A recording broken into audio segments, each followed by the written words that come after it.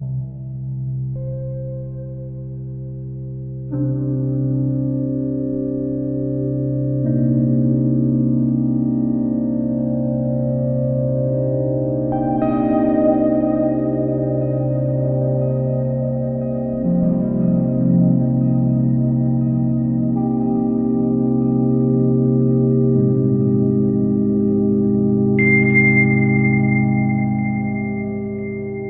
sitting here in the exhibition Where There Is Power at Light Arts.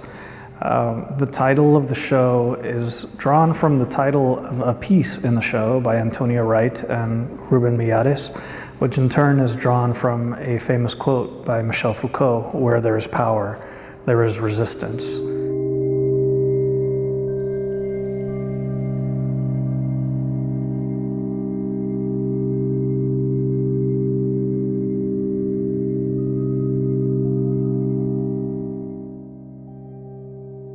And the show centers around that balance between power and those who would attempt to defy it, given the nature of their practice, the nature of their perspective on society, can add to that conversation about that balance.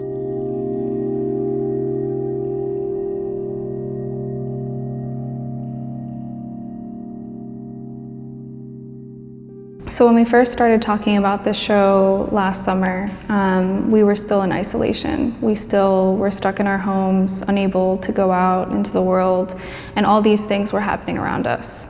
We wanted to be able to talk about the time in a way that really reflected on everything that was going on, but also talked a little bit about how some of these things were reoccurring. Of course, the exhibition was informed by the January 6th storming of the Capitol, the Black Lives Matter movement, the transition from the Trump administration to the Biden administration, the protests in Hong Kong, Chile, Palestine, and most recently, the protests that we're seeing in Cuba.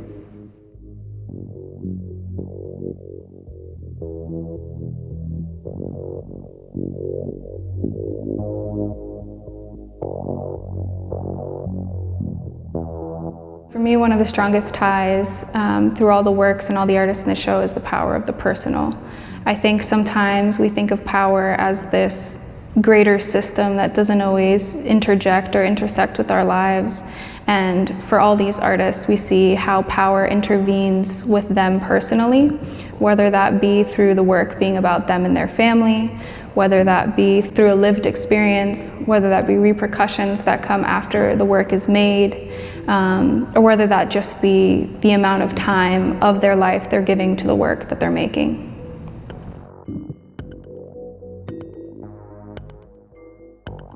When it comes to the intersection of the personal and power, for example, Shia Regans' work really stemmed out of this experience that she lived through, which was the death of King Carter. She watched it on the news, and I think as a mother herself really felt the power and the weight of that death, and asked herself, what if that was my son? And so for the work that she created for the show, she really does place her kids and her experience getting into making these memorial portraits at the heart of what the work is.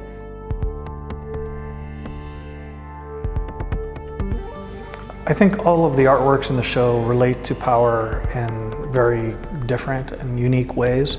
But that said, there are certain points where they seem to intersect. So for example, Yucef, Merhi, and Rodolfo Peraza both are making works that involve digital resistance and the idea of resistance taking place in the digital sphere, and just the whole idea that the digital sphere has become a new arena where power is contested.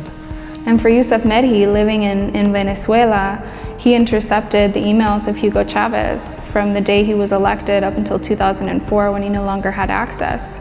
So he was living through this regime and really sourcing the information that was being hidden from, the public.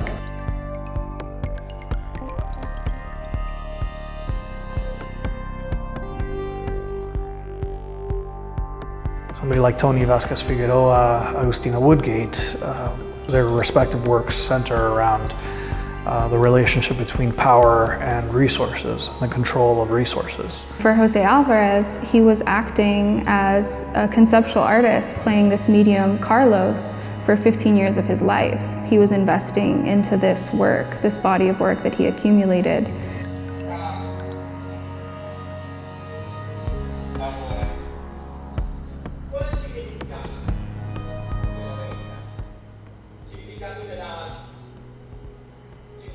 Reginald O'Neill, his work, the painting of his father, that also has this audio component to it, which is the conversation he has with his dad.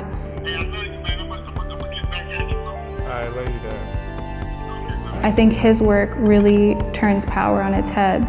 He takes power into his own hands and really doesn't let the system control what relationship he can have with his father, even though his father's been incarcerated for most of his life.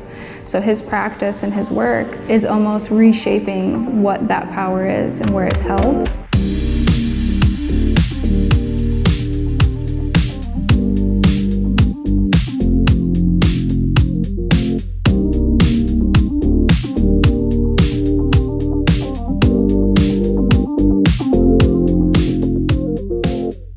It was also a very specific and concrete sort of germ or source of inspiration. And that was specifically the work of Asif Farooq. We knew from the beginning, even before it was really clear what we wanted to do with the show, that we wanted to highlight this artist's work. So Asif had been working on the recreation of a MiG-21 jet fighter, completely out of paper in true scale. 8 or 9 years he was working on this. Finished it up to about 85% point of completion when he passed away, tragically. And because we were in the middle of the pandemic, the artist community never really had a moment to come together around this event that was so shocking for so many. Another really important part of the show is the element of time.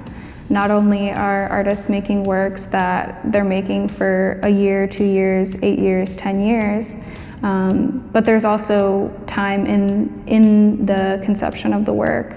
So with Reggie's piece, the relationship with his dad, Tony's hourglass, the idea that eventually, as the hourglass continues to be turned, it'll become completely opaque. In Agustina's work, a 30-day supply of water, time plays such an important role in these things that people are talking about in the work and in the show. At the same time, Asif's plane, the flightless version of this plane, has a kind of futility. It's flightless, it's useless. In that way serves, I think, as a really powerful testament to the futility of this cycle of creating more and more and more weapons of mass destruction, which become obsolete soon afterward, despite the massive billions and trillions of dollars that are spent on that industry that could be spent really getting to the root of the causes of some of the distress that we're seeing in the world.